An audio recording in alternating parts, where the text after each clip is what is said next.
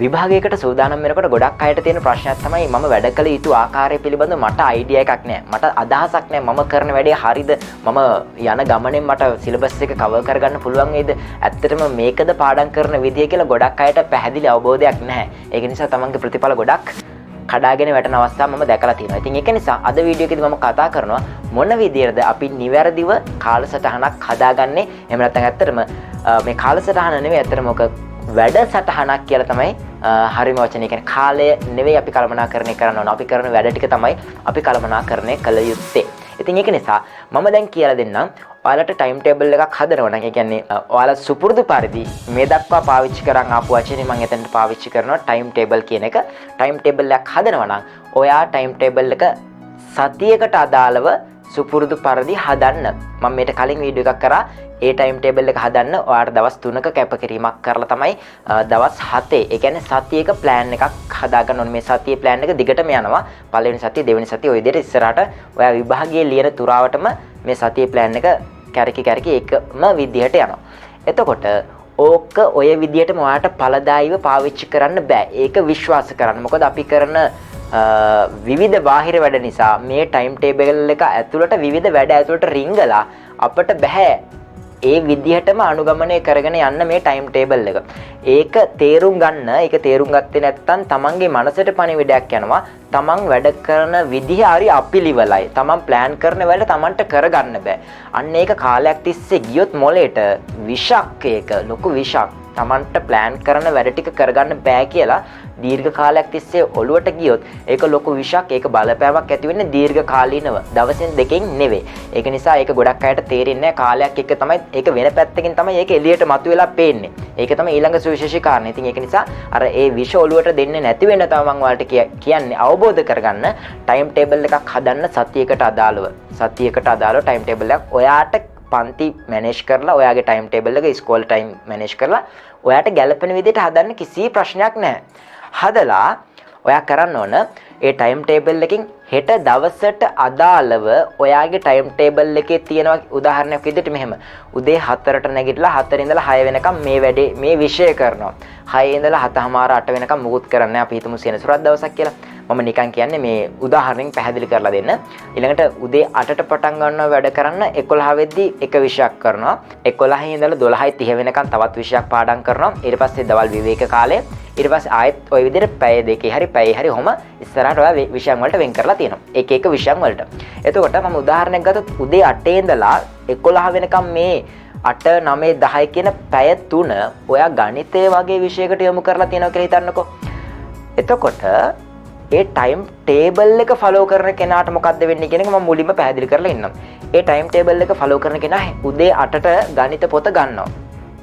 ගණිත පොත අරගෙන මට ගණන් වල ඊළඟට පාඩම් කරන්න ඕන මොනවද? ගණන් හදන්න ඕන පාඩම මොකද්ද කියලා ඒ වෙලාවට හිතනවා.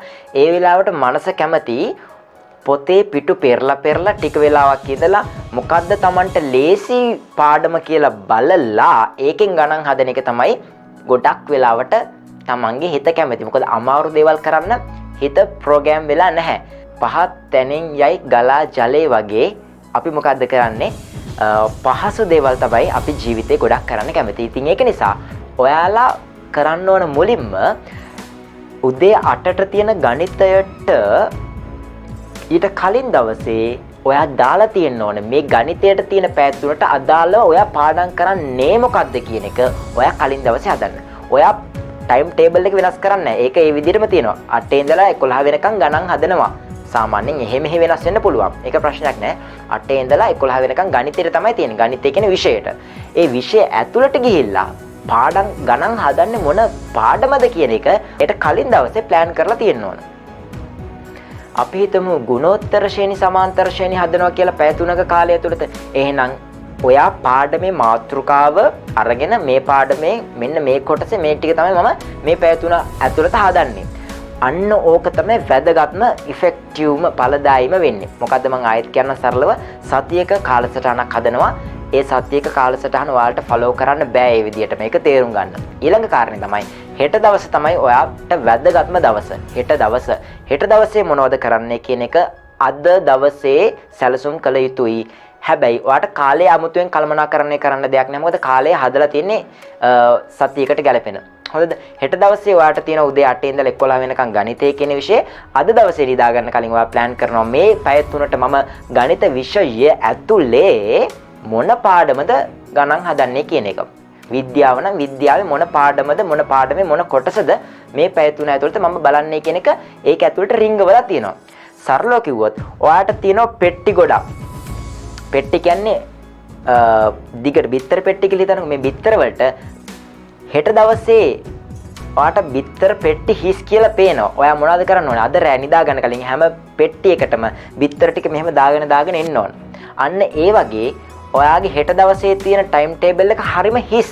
හැබැයි විෂයන් ඒක ඇතුළට දාලා තියෙන. මේකේ තියෙන නිල් පාට බිත්තර, මේකේ තියෙන අපි හිතමු එක එක පාට කියලා. කහ පාට ආලේපිත බිත්තර, ඊට පස්සේ සුදු පාට බිත්තර, ඊට පස්සේ තවත් රතු පාට බිත්තර. ඔන්නෝම එක එක જાති බිත්තර ටිකක් තියෙනවා කියලා හිතන්නකෝ පාට බිත්තර. එතකොට මේ බිත්තර ටික මේක ඇතුළට දාගෙන යනවා වගේ හිස්ව තිබුණ මේ පෙට්ටි වලට ඔයා දාන්න ඕන මේ ගණිතය කියන විෂය ඇතුළට ඔයා දාන්න හෙට දවසේ කරන ටික. බුද්ධ ධර්මේ නම් බුද්ධ ධර්මයේ හෙට දවසේ කරන කොටස තමයි ඒක ඇතුළට දාන්න ඕනේ. මේක ඇතුළට රිංගවන්න. රිංගවලා ඔයා අද දවසේ නිදා ගන්න. උදේට නැගිටලා ආයි මේක වෙනස් වෙන්නේ නැහැ. එතකොට වෙනස් වෙනව නම් හෙට දවසේ කියන කරන දවසේ වැඩේ වෙනස් වෙන නම් වෙනස් වෙන්න තියෙන ටයිම් එක. අපි හිතමු ගුණෝත්තර ශ්‍රේණි, සමාන්තර ශ්‍රේණි වගේ එකක් ගත්තට පස්සේ ඔයාට උදේ 8ට පටන් අරන් 11 වෙද්දි හදන්න බැරි වෙන්න පුළුවන්. එතකොට මොකද කරන්නේ? ඒ කොටස පුළුවන් වෙනකන් Tamanට සතුට වෙන්න පුළුවන් කියන තැන දක්වා Tamanගේ හිත හැදුනට පස්සේ තමයි නවත්තන්න ඕනේ. ඒක 11 වෙන්නත් පුළුවන්. ඒක උදේ 10 මාර වෙන්න පුළුවන්. එහෙම නැත්නම් ඒක හවස 4 වෙන්න පුළුවන්. එතකොට කෙනෙක් කියන අය එතනින්ම ටයිම් ටේබල් එක ඉවරයින් කියලා. ටයිම් ටේබල් එක ඉවරනට කමක් නැහැ. ඒකයි මම කිව්වේ ටයිම් ටේබල් එක ඔයා මැනේජ් කරන්න එපා. ඔයා කරන වැඩේ තමයි මැනේජ් කරනවා. ඔයාට සමාන්තර ශ්‍රේණි, ගුණෝත්තර ශ්‍රේණි හදන්න ඕනම කියලා තිබුණානේ.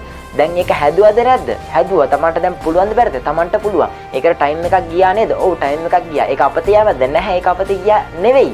Tamanට ඒක අපතේ යෑමක් නෙවෙයි සිද්ධ වුනේ. Tamanට එතනින් පුළුවන් වුණා සමාන්තර ශ්‍රේණි, ගුණෝත්තර ශ්‍රේණි. ඒක පුළුවන් වෙන්න කාලයක් ගියා. ඒ කාලය ඔයා අනිවාර්යයෙන්ම විභාගයට කලින් කැප කළ යුතුම කාලයක්. ඒකයි ඔයා කැපකිරීමක් කරන්න සිද්ධ වුනේ. සමහර අයට 11 නෙවෙයි 10 වෙද්දි ඉවර කරන්න පුළුවන් වෙයි. එක එක්කෙනාගේ බුද්ධි මට්ටම් අනුව. හැබැයි මම කියන්නේ Tamanට කාලයක් වැඩියෙන් යන වෙන්න පුළුවන්. ඒ කාලය අපතේ යන්නේ ඔබට ඒ පාඩම පුළුවන් වීම පිණිස ඔබ ඒ කැපකිරීම කළ යුතුමයි කියන එක තමයි ඒකෙන් ඔප්පු වෙන්නේ. ඒක හැර වෙන කිසිම දෙයක් ඒකෙන් ඔප්පු වෙන්නේ නැහැ. හරිද? ඒක නිසා Taman කාලයක් වැඩිපුර අනිත් යාළුවන්ට හෝ වැය කළ යුතු කාලයකට වඩා වැඩි කාලයක් Taman එක පාඩමකට යොමු කරනවා නම් Taman බය නැතුව හිතන්න. තමන් විශ්වාස කරන්න තමන්ට ඒ කාලය දිය යුතුයි. සමහර අයට පාඩම් කරලා පොඩි වෙලාවක් රෙස්ට් කරන්න ඕනේ. ඒ රෙස්ට් එක දෙන්න ඔළුවට. විවේකයක් ගන්න ඔළුවට. නැත්තම් තමන් කරපු ඔක්කොම දේ ගඟට ඉනි කැපුවා වගේ ඔක්කොම යනවා. තේරුමක් නැති වෙලා යනවා. ඉතින් ඒක නිසා තමන් තේරුම් ගන්න තමන් කවුද කියලා තමන්ව පෝෂණය කරන්න නිතරම. අන්න එහෙම කරොත් මේ ටයිම් ටේබල් ප්‍රශ්නෙට ඔයාගෙම උත්තරේ ඔයාගේ ළඟම තියෙනවා. ඒක නිසා විශ්වාස කරන්න තමන්ගේ උත්තරේ තමන්ගේ ළඟ තියෙනවා. ඔයාට සෑහෙන දෙයක් කරන්න පුළුවන්. ඔයාට සෑහෙනම දෙයක් කරන්න පුළුවන්. ඔයා ඒක විශ්වාස කරන්නේ නැහැ. ඔයා ඒක විශ්වාස නොකරන තාක්කල් ඔයාගේ සිහිනය තවදුරටත් සිහිනයක් පමණයි. විශ්වාස කරන්න. ඔයාට සෑහෙන දෙයක් කරන්න පුළුවන්. ඒක විශ්වාස කරන අය තමන්ගේ සිහිනයට ගිහිල්ලා ඊටත් වඩා දේවල් කරනවා. තමන්ගේ සිහිනයට ගිහිල්ලා ඊටත් වඩා දේවල් කරනවා. තමන්ව විශ්වාස කරන අය. තමන්ට සෑහෙන දෙයක් කරන්න පුළුවන්. ඒ තමන්ට කළ හැකි දේ තමන් අවිශ්වාස කරන තාක්කල් තමන්ට බෑම තමයි. ඒක නිසා තමන් පටන් ගන්න නෑ මට පුළුවන් කියන දේ. තමන්ට පුළුවන් කියලා තමන් විතරයි දැන් විශ්වාස කරන්න වෙන කිසිම කෙනෙක්ට බෑ. තමන්ව කවුද කියලා නිගමනය කරන්න අම්මට තාත්තට පවුලේ අයටවත් බැහැ. තමන්ට මේ දේ කළ හැකි හෝ නොහැකි කියලා කියන්න ඇත්තටම පුළුවන්. හැබැයි ඒක වැරදි. ඒක එහෙම වෙන්නේ නැහැ. ඒ දේ කළ හැක්කේ ඔබට පමණයි. ඔබ විතරයි මේ චිත්‍රපටයේ ප්‍රධාන නළුවා සහ එකම නළුවා. one man show කියන්නේ මේවට. ඉතින් ඒක නිසා නංගිලා මලිලා හොඳට විශ්වාස කරන්න. තමන්ව විශ්වාස කරන්න. එහෙම වුණොත් මේ කාලය කළමනාකරණය කරනවා කියලා ඔයා කරපු පිස්සුව අදෙන් නවත්තන්න පටන් ගන්න. තමන් වැඩ කළමනාකරණය කරන්න. එහෙම වුණොත් තමන්ගේ ඉලක්කයට යන්න දවසෙන් දවස තමන් එතනට ගියා කියලා Tamanට දැනේ එදාට ලොකු සතුටක් දැනේ. ඒක තමයි විභාගෙදී අමරණීය ස්වර්ණමය ප්‍රතිඵලයක් ලැබීමේ ප්‍රධානම වැඩ අතර ප්‍රමුඛ ස්ථානයක් ගන්න වැඩේ වෙන්නේ. ඒක නිසා තමන්ව විශ්වාස කරන්න කියන පණිවිඩය මගේ නංගිලා මල්ලාට යෝජනා කරන ගමන් අද වීඩියෝ එක මෙතනින් සමාප්ත කරනවා. නංගිලා මල්ලා හැමෝටම තමන්ගේ හීනට යන්න හැකියාවක් ලැබෙන්න කියලා හදවතින්ම ප්‍රාර්ථනා කරනවා. ඊළඟ වීඩියෝ එකේදී Iroshan YouTube නාලිකාව හරහා හම්බ වෙමු.